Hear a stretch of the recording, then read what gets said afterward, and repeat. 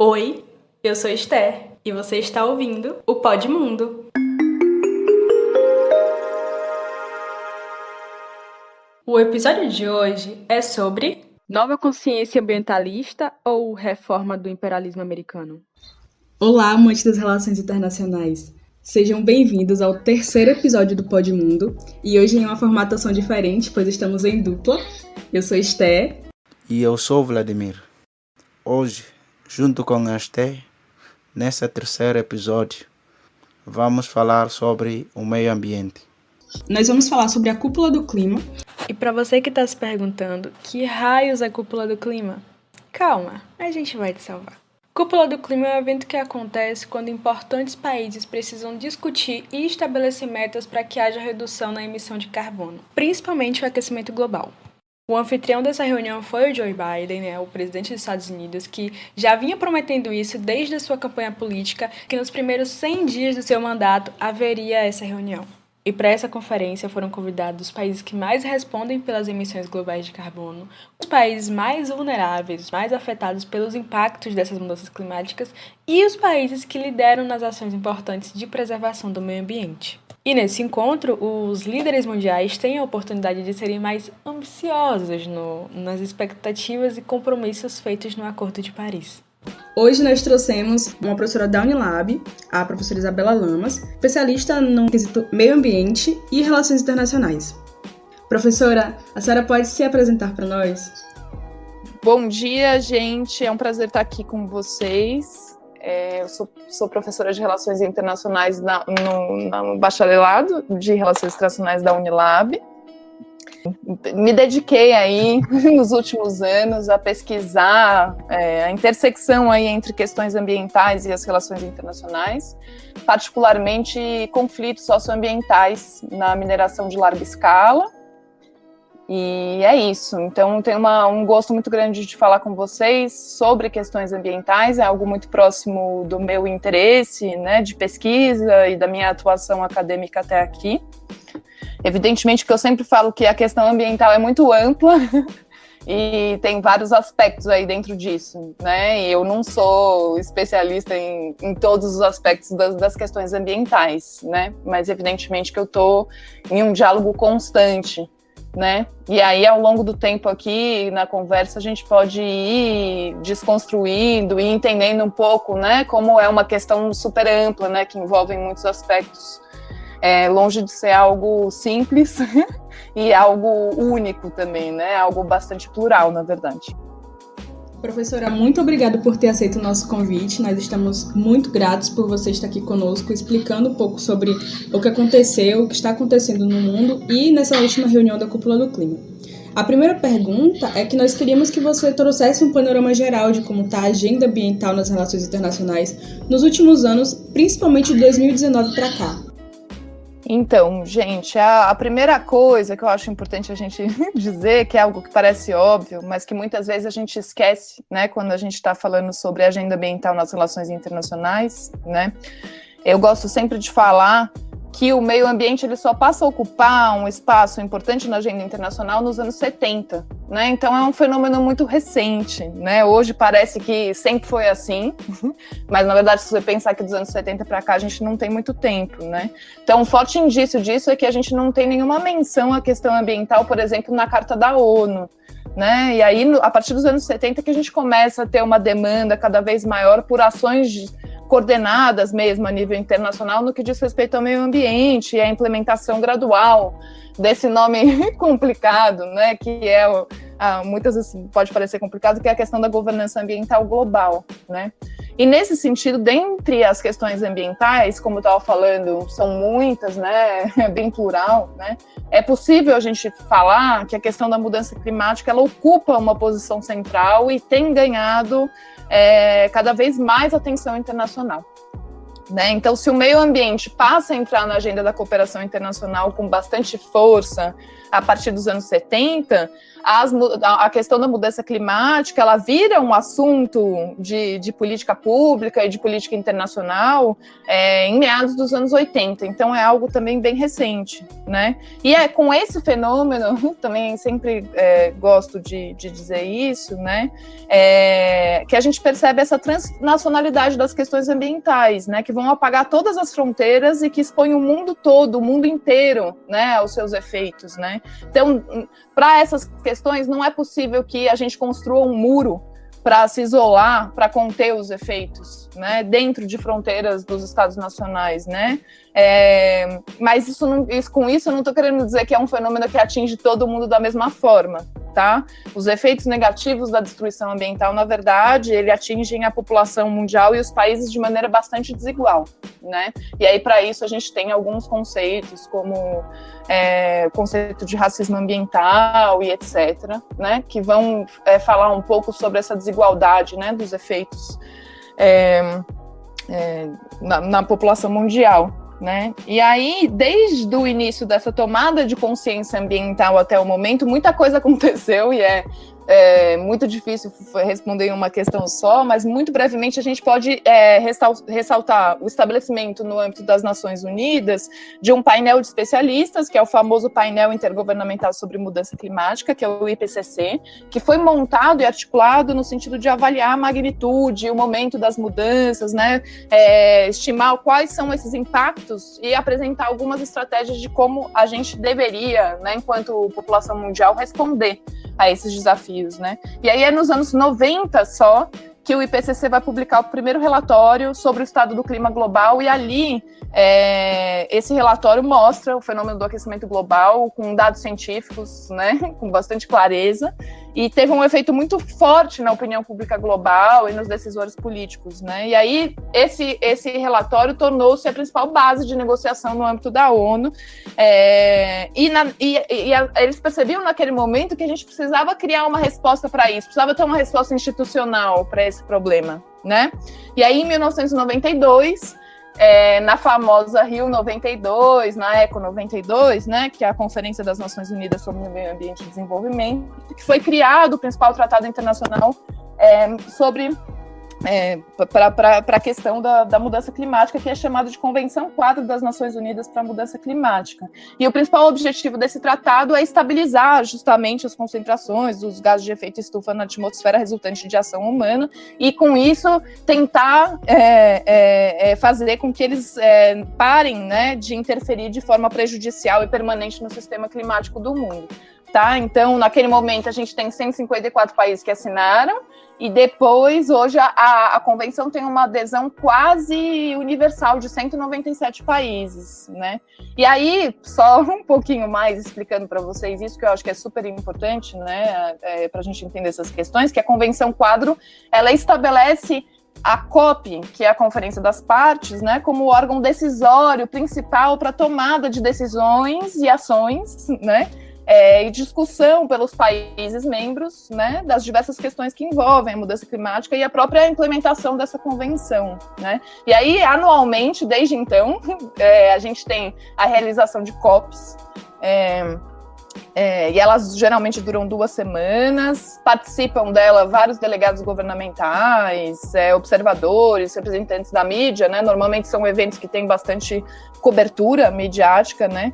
E elas estão sempre marcadas por negociações que são muito intensas e muito polêmicas, né? Muitas vezes à beira do fracasso, né?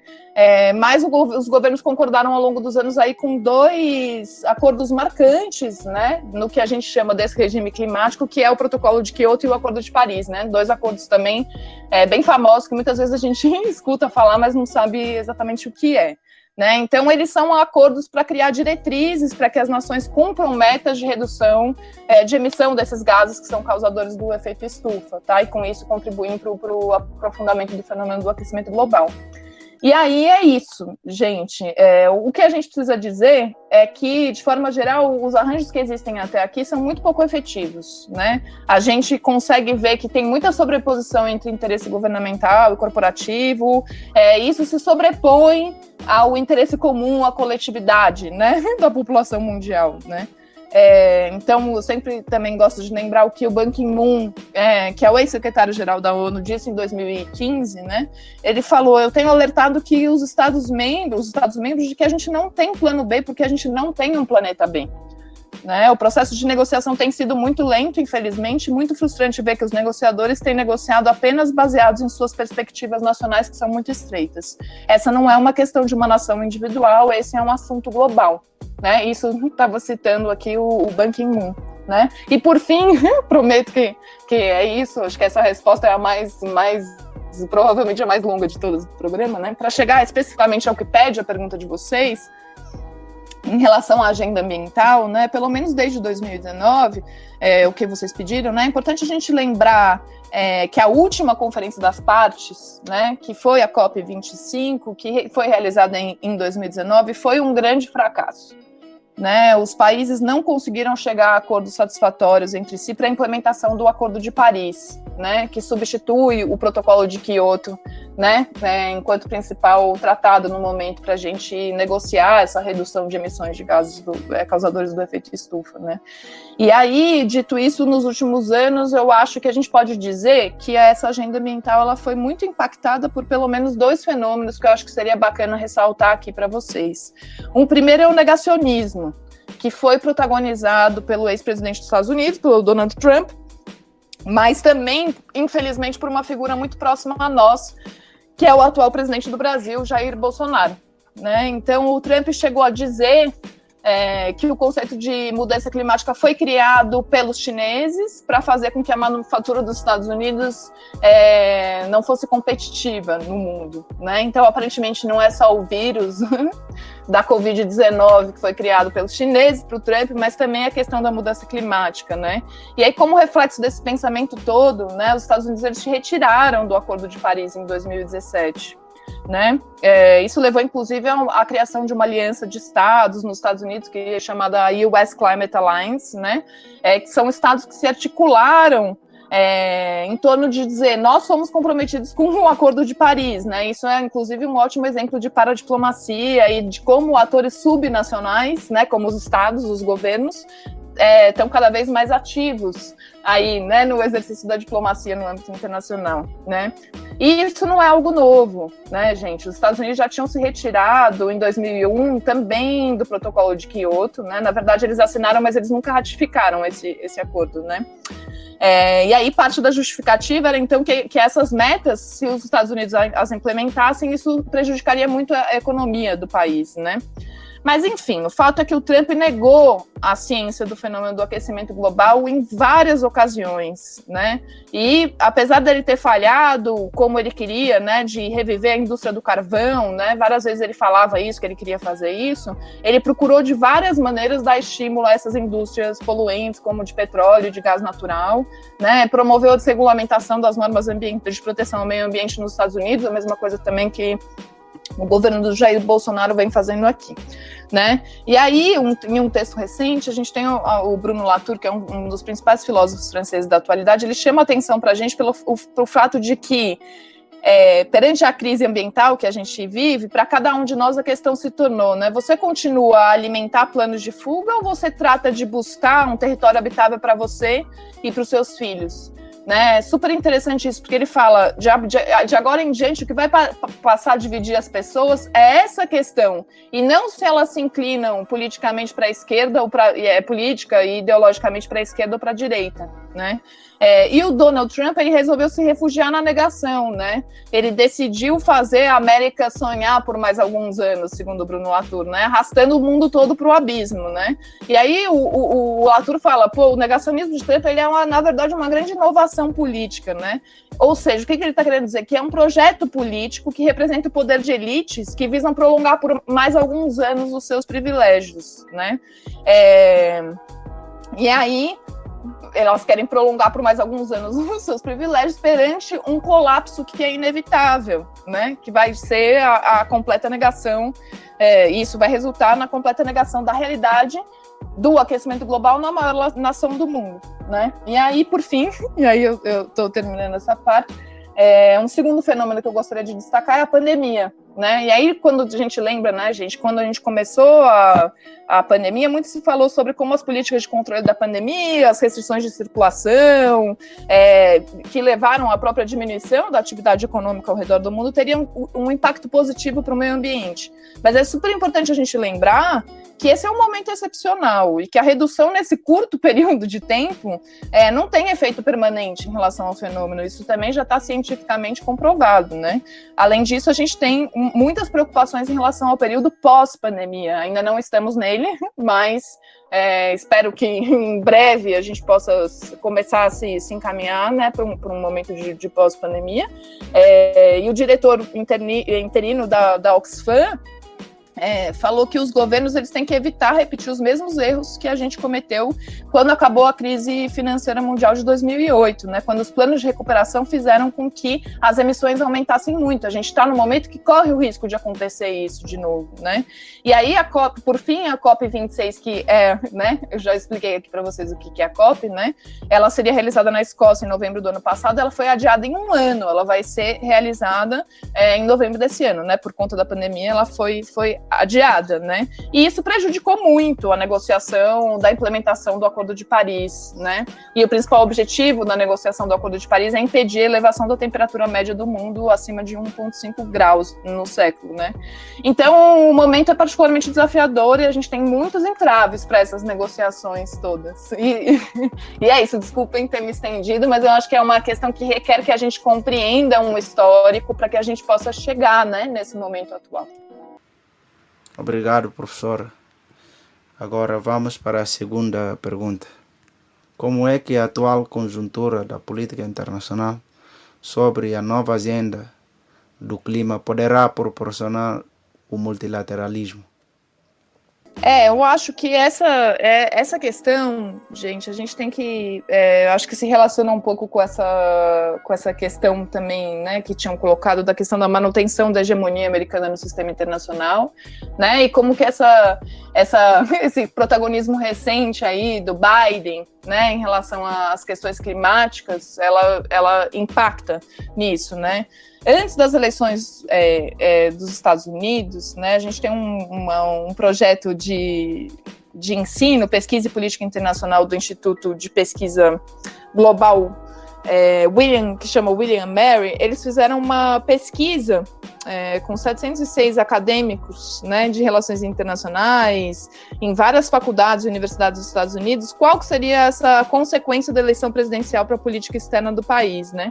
E aí os especialistas em RI falaram, vai fazer muito pouca diferença no que diz respeito à propensão dos Estados Unidos de usar força militar, né, e etc., lidar com questões de segurança nacional e etc. Mas eles acreditavam que o Trump e o Biden seguiriam políticas totalmente diferentes, né, no que diz respeito às principais questões de política externa, né, principalmente em relação ao multilateralismo e às questões de mudança climática e da saúde pública global, né? Então a gente vai ter aí uma diferença muito, muito grande, né, desse novo governo, né? Então o governo Biden ele altera significativamente a maneira como os Estados Unidos lidam com as questões ambientais, né? E a verdade é que eu estou falando do governo Biden, porque eu acho que falar sobre multilateralismo, né, nesse momento, a gente tem que falar um pouco também do que vem acontecendo nos Estados Unidos, né? Então, desde a ascensão do Trump em 2017, os Estados Unidos eles lideraram o mais forte ataque ao multilateralismo e às instituições internacionais, né? E enquanto o principal potência hegemônica do mundo, né, ainda que contestada, né, isso levou a um descrédito do multilateralismo, né, no mundo, né? Os Estados Unidos, que sempre foram o país que carregaram o multilateralismo, né, romperam, né, de maneira muito abrupta, né, com o multilateralismo, né? Então o governo Trump ele tinha uma política externa muito unilateral, né? O Trump, como eu falava há pouco para vocês, ele saiu do Acordo de Paris. O Trump ameaçou no final do mandato a saída da OTAN. Essa coisa da retirada dos Estados Unidos da OMS, do Conselho de Direitos Humanos da ONU, né? E por aí vai, né?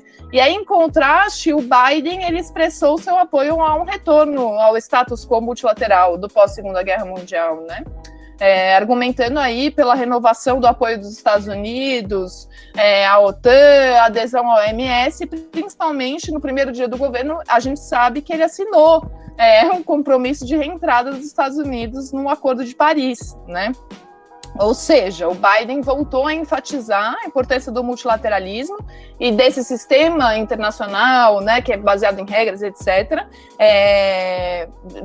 para a gente lidar com a questão da mudança climática, né? E aí, nesse contexto hoje, a questão ambiental ela é uma grande vitrine da mudança de postura dos Estados Unidos, mas, acima de tudo, a gente só vai conseguir lidar com as questões ambientais por conta daquilo que eu falava no começo, né? Se for de uma maneira com alta coordenação a nível internacional entre os países. Nenhum país sozinho pode lidar com essa questão, né? É uma questão que ela é multilateral, ela precisa ser multilateral por excelência, né? Não vai ter outra forma sem ser a cooperação, o avanço da cooperação, né? Muito mais do que a gente tem hoje, né, entre os países, né? Então, o multilateralismo ele é central para as questões ambientais e particularmente para a questão da mudança climática, né? Então, vai ter que ser por aí, não tem outra forma da gente conseguir, né? Não vai adiantar um país sozinho falar que vai fazer alguma coisa, né? Precisa ser coletivo, né? E o multilateralismo acho que está muito relacionado com isso. Professora, por que as potências mundiais têm grande preocupação sobre a questão do meio ambiente e quais são esses reais interesses? Eu acho, assim, que não sei se é possível a gente dizer, gente, que as potências mundiais, elas têm grande preocupação sobre a questão do meio ambiente, né? Porque às vezes eu me questiono, tipo, realmente as potências se preocupam, né? Porque o que a gente vê, como a gente vem conversando aqui, é uma lentidão muito grande do avanço das negociações e, sobretudo, dessas ações internacionais no que diz respeito à contenção desse fenômeno, né? E aí, se a gente acompanhar o que dizem os principais cientistas, né, que se dedicam a essa questão do aquecimento global no mundo, é muito fácil a gente perceber que não se trata de uma questão de querer ter uma preocupação, né? A crise ambiental, ela coloca em risco a própria existência dos seres humanos na Terra, né? Além disso, já gera hoje inúmeros problemas de desequilíbrio ambiental profundo, né? Como o derretimento de geleiras, os desastres naturais de grande magnitude, que inclusive geram um enorme fluxo de deslocamento populacional forçado, né? Os que hoje são reconhecidos como refugiados climáticos e etc., né? E os países, em dado momento, né, eu acho que eles perceberam que se eles seguirem em frente com seus planos de modernização, a gente não vai mais ter planeta para viver, né? É tão simples quanto isso, né? E aí, como eu disse, eu não sei se, em relação ao interesse, né, dos países, como eu disse, eu não sei se a gente pode ou se a gente deve colocar o debate dessa forma. Evidentemente que a gente tem aí, né, nessa questão, países para os quais a questão, em um período de curto prazo, diz respeito à sua própria possibilidade de continuar existindo já hoje, né?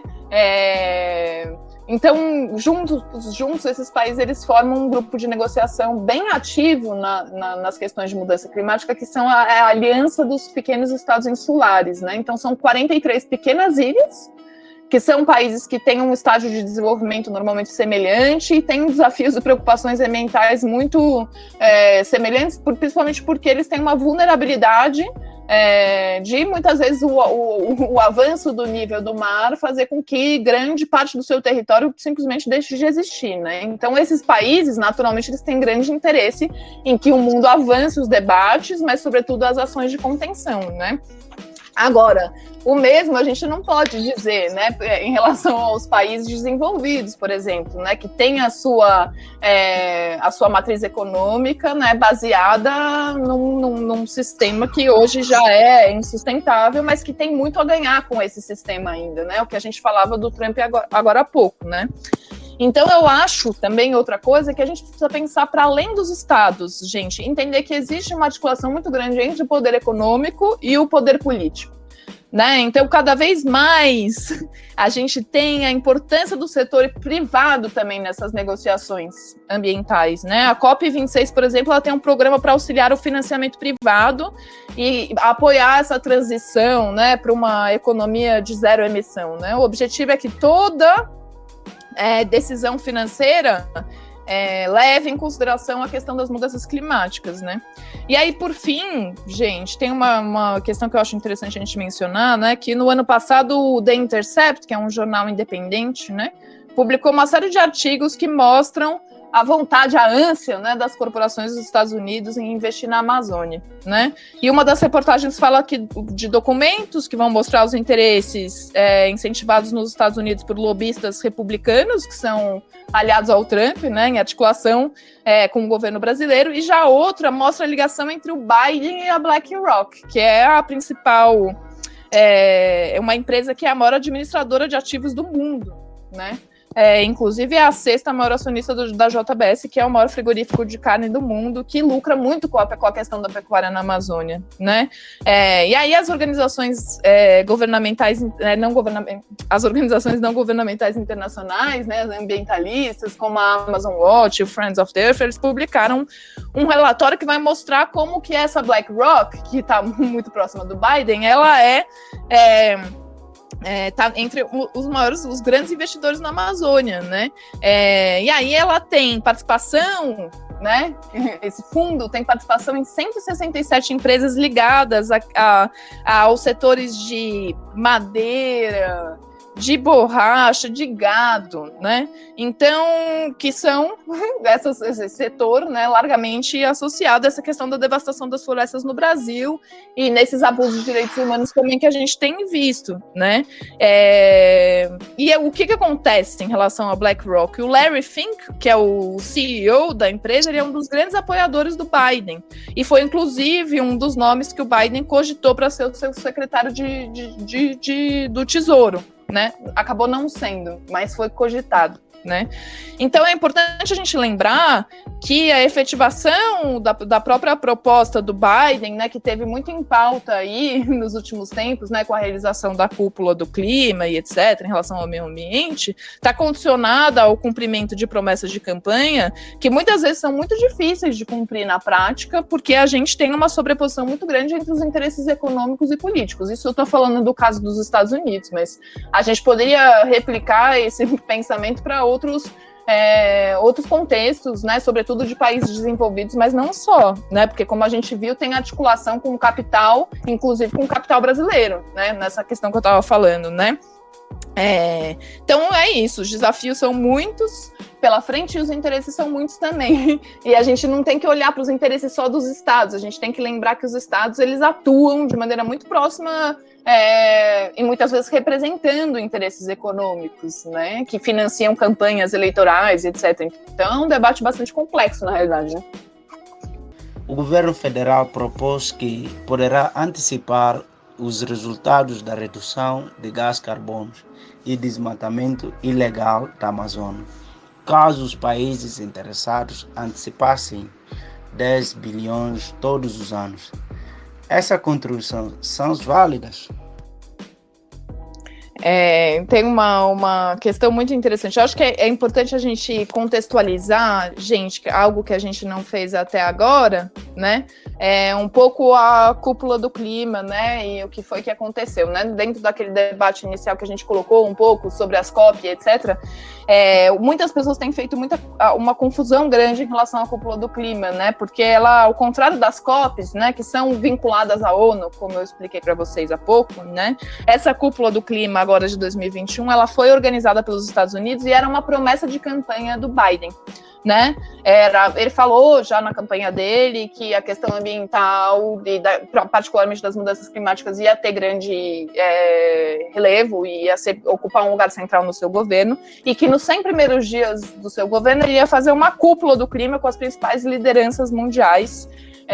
E foi isso que ele cumpriu a sua promessa de campanha. Então, a cúpula do clima, né, onde aconteceram esses últimos eventos que ganharam destaque, né, na mídia internacional em relação ao meio ambiente, ela foi realizada muito recentemente, agora em abril, entre os dias 22 e 23, mas ela foi organizada pelos Estados Unidos, e os Estados Unidos convidaram 40 países, né, no sentido de avançar um pouco essas discussões, né? E aí, no meio disso tudo, aí que a gente tem essa mudança de postura radical do governo Bolsonaro, né? Antes a gente vinha vendo, como eu já falei há pouco também, né, a questão do negacionismo, né, e do fato do Bolsonaro ser um dos grandes negacionistas. A gente tem visto aqui no Brasil um fenômeno muito triste, né, em relação ao meio ambiente, que é o sucateamento de todas as instituições governamentais de fiscalização do meio ambiente, né, a flexibilização de normas ambientais através das famosas canetadas, né,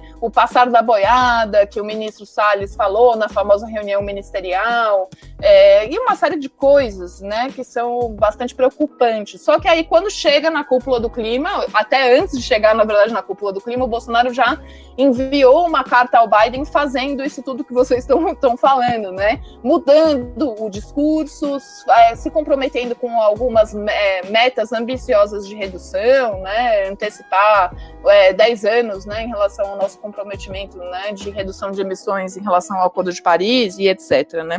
E isso foi tido, todo mundo olhou e falou, é uma mudança de postura radical, né? Pelo menos a nível discursivo, e sinceramente eu acho que é isso que a gente precisa ter em mente. Foi uma mudança que aconteceu sobretudo a nível discursivo, né? Porque as coisas continuam a acontecer aqui, né, no Brasil, e particularmente em relação à questão da Amazônia, como elas já vinham acontecendo no governo Bolsonaro, né? Que é uma condução ou não condução, né? Uma condução desastrosa ou simplesmente uma não condução, né? Uma não fiscalização, deixar com que esses atores econômicos invadam territórios, né, e promovam uma série de questões lamentáveis aí, né? E aí uma das questões é que o Salles e o Bolsonaro agora, eles têm um discurso de pedir esse financiamento, né? Então eles mudaram, né? O Bolsonaro mudou o tom do discurso e ao mesmo tempo ele acresce essa questão de pedir um financiamento para lidar com a questão da Amazônia de empresas, países e pessoas que estejam comprometidos a lidar de maneira imediata com o problema, né? Isso que ele falou no discurso dele, né? Não só no discurso, como na carta, que eu referia anteriormente, etc. Então, eu acho que a gente precisa olhar essa situação com bastante atenção, né? Porque é uma mudança de discurso, né? Como eu já falei várias vezes, inclusive porque quando o Biden estava na campanha contra o Trump, né? Na campanha para as eleições presidenciais, o Biden falou que ia, num dos debates eleitorais, ele falou que ele ia mobilizar, lembra, um fundo, né, com dinheiro para lidar com a questão da Amazônia, etc. E naquela época o Bolsonaro falou que isso era uma interferência uma interferência na questão da soberania nacional do Brasil, que é inviolável, né? Então o Bolsonaro sempre articulou muito esse argumento, né, da questão da soberania nacional e etc. E agora, de um momento para outro, muda e fala que ele quer, que o governo quer sim o financiamento, né? Acontece que esse financiamento, gente, ele só vai vir se o governo mostrar mudanças de atitude na prática. O financiamento, se bem executado, poderia ajudar muito. A questão é como as coisas estão configuradas no Brasil atualmente, não tem nem condições de pensar na chegada desse financiamento, né? O que a gente teve, ao contrário, nos últimos anos, foi corte, né, dos recursos que a gente tinha por países europeus, principalmente, né, para lidar com a questão da Amazônia, né? Então, mais uma vez, é uma questão bastante complexa, mas que também está condicionada a uma mudança de postura do governo brasileiro, que eu acho que é muito difícil de vir, né? Aliás, a gente só tem visto a nível discursivo mesmo, então acho que é um pouco isso. Como é que as questões ambientais, que têm sido um debate nos últimos 3 anos, se relacionam com os atos de soberania nacional dos estados do sistema internacional e benefícios econômicos? Eu acho que é super importante, e aí ótimo vocês colocarem, né, essa questão de uma discussão sobre a soberania nacional, né? E aí é isso, né, gente? Existe uma tensão constante, né, entre os interesses nacionais e a criação de um regime global, né? Para lidar com a questão da mudança climática, né?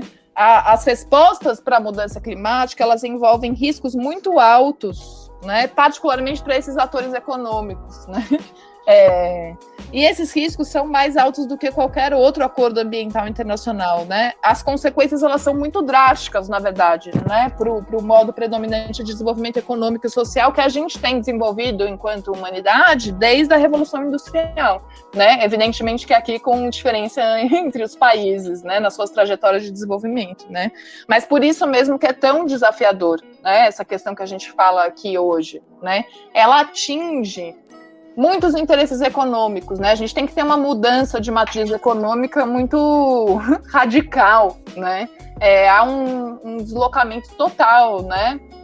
A gente sabe que os atores econômicos mais fortes do mundo, entre eles, né, a gente já está tendo uma transição em relação à questão do próprio desenvolvimento da tecnologia, mas também que é altamente dependente ainda, né, da questão dos combustíveis fósseis também, né, mas são as corporações petrolíferas, né, a questão do petróleo, né, e dessa matriz energética nossa, ela se corresponde à força de atores econômicos, né, nisso tudo, né.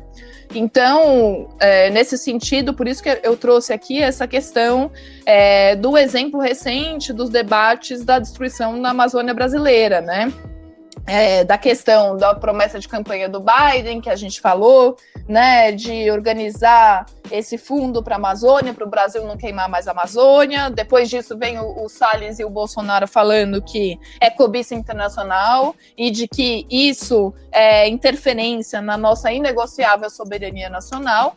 E a verdade é que a gente vê, e aí eu acho que o caso do Brasil realmente é muito bom para a gente olhar isso, porque o Bolsonaro ele mobiliza a questão da soberania nacional, na verdade, para falar sobre a Amazônia e sobre essas recorrentes violações ambientais que a gente tem visto no Brasil, né? Mais recentemente, como a gente também já falou, ele mudou radicalmente de discurso na cúpula do clima, né? E eles passaram a pedir esses recursos financeiros, né?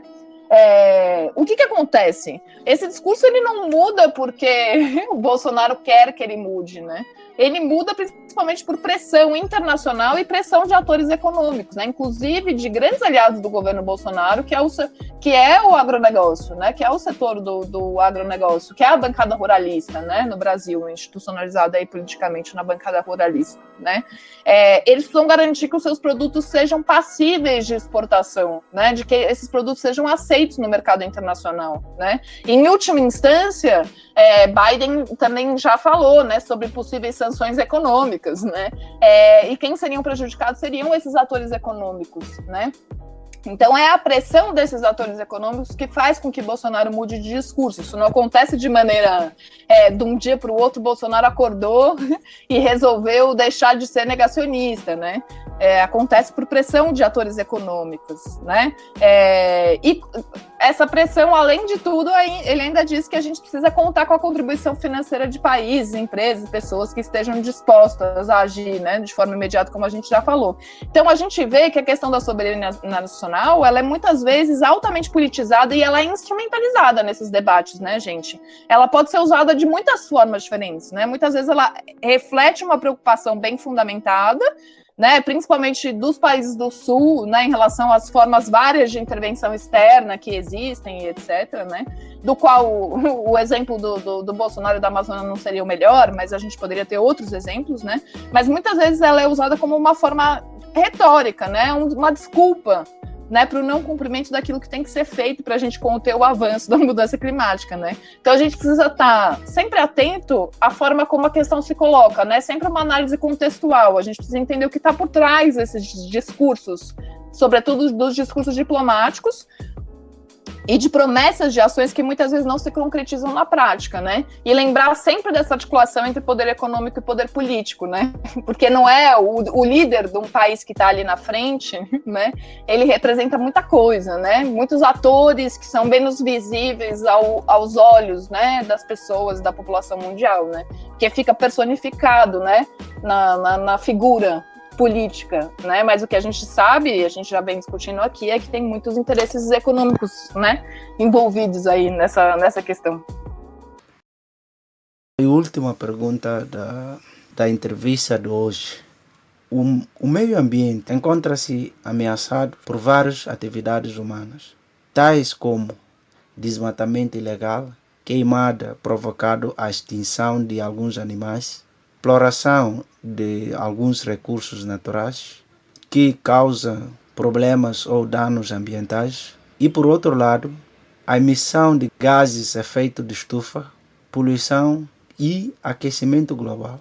Como ativista, quais são os mecanismos ou políticas ambientais que devem ser adotadas pelos Estados para a preservação do meio ambiente?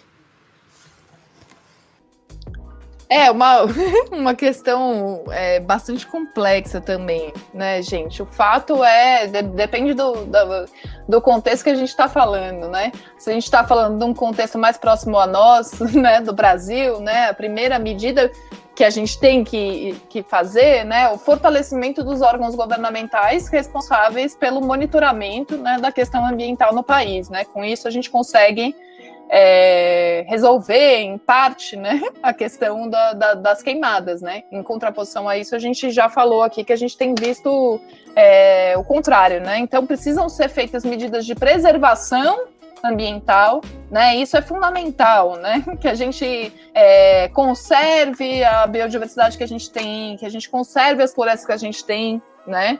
E efetivamente existem também mecanismos, não são políticas puramente nacionais, né? Existem fundos internacionais também de investimento que a gente pode fazer várias críticas, né? Mas que mobilizam recursos, né, para lidar com as questões ambientais também de maneira bastante transnacional, né? Então é fundamental que a gente não tenha uma visão de elaboração de política pública puramente nacional, né? Ela precisa estar em contato e articulação constante, né? Como a questão é transnacional, as soluções elas também idealmente deveriam ser articuladas de forma transnacional. Isso não faz com que os estados nacionais não tenham que ter tudo ali no lugar, né, em relação às políticas públicas, né, para garantir, né, sobretudo a preservação ambiental. E aí, cada caso é um caso, né? Por isso que é tão complexo fazer essa discussão, né? No caso do Brasil, por exemplo, e Bolsonaro agora sempre instrumentaliza isso no seu discurso, né? A gente tem uma matriz energética considerada que tem uma fatia grande aí correspondente à energia limpa, a fonte de energia limpa, né? Na geração da energia. Né? Então, fonte de energia limpa na geração da energia, mas a gente tem uma matriz energética que é considerada bastante limpa, né? Nesse sentido, né, o desafio que a gente tem na transição, né, dessa matriz energética é radicalmente diferente de países que são ainda altamente dependentes, né, de matrizes que são consideradas sujas, né, baseadas, por exemplo, no petróleo e etc. Né? Então, o que a gente precisa é políticas públicas que facilitem, né, e que empoderem, e esse é muito o discurso do Biden, mas que dentro de um sistema capitalista é um pouco isso que é um dos caminhos possíveis, é esse, né, o empoderamento de, primeiro, destinar recursos públicos para essa transição, para o desenvolvimento de tecnologia, né, de energia limpa e etc., e para geração de empregos e etc. Né? Então, o Biden ele anunciou um grande fundo verde, né, para essas questões. Só que é difícil para mim essa questão, porque eu tenho uma visão um pouco mais radical. Né? Eu acho que a gente precisaria realmente romper, né? O fato da gente desenvolver apenas o desenvolvimento de tecnologia limpa, ele não vai nos colocar não vai resolver o nosso problema, sabe? A gente precisaria ter uma transição de paradigma mais ampla, na minha concepção, né? Por isso que eu tenho dificuldade de pensar essas questões, né? Porque a gente coloca muitas vezes, se a gente destinar recursos para o desenvolvimento de tecnologia limpa, não estou dizendo que a gente não tem que destinar esses recursos, né? Isso é uma medida super importante. Mas, de determinada maneira, a gente precisaria ter uma transição mais ampla, né? De paradigma, né? Uma transição na nossa forma de concepção do desenvolvimento, né? Uma valorização crescente dos modos de vida das populações tradicionais, dos povos indígenas e etc., que agora, até no discurso oficial da vice-presidência dos Estados Unidos, né, fala sobre a importância da gente valorizar a forma de conhecimento da população indígena e etc., para a gente lidar com essas questões. Então, idealmente, a gente tem que levar em consideração, né, que a gente já tem hoje no mundo, né, populações que vivem de maneira absolutamente harmônica e que se consideram, inclusive, parte do meio ambiente, né? Então, para mim, a gente precisa de uma transição mais ampla, né? Uma ruptura com essa forma de desenvolvimento que a gente vem adotando e etc, né? Isso só se dá com um processo atento, né? De uma democracia que seja participativa, né? Com a participação, né, com a incorporação da participação desses atores, né, no âmbito das decisões políticas, né? Então, num mundo ideal, é isso que tem que acontecer, na minha concepção, né? Enfim, é uma questão, que a minha resposta foi um pouco ampla, mas é porque no sentido é isso, assim, né? Temos políticas concretas que a gente pode pensar e que são importantes, são necessárias, mas é importante a gente ser mais ambicioso, assim, também na nossa forma de pensar que a gente precisa ter uma visão mais holística da questão ambiental, né? Entender que romper, né? Isso vai ser muito difícil, né? Com essa separação entre ser humano e natureza, que é fruto da modernidade, né? Que nem sempre foi assim, né? E a gente pode ter uma transição também em relação a isso, né? Na minha concepção, se a gente não tiver essa transição, a gente estará fadado a tentar atenuar o fenômeno se a gente for muito bem sucedido, né? Mas a gente não vai resolver o problema, né? Professora, muito obrigado por ter respondido todas as perguntas.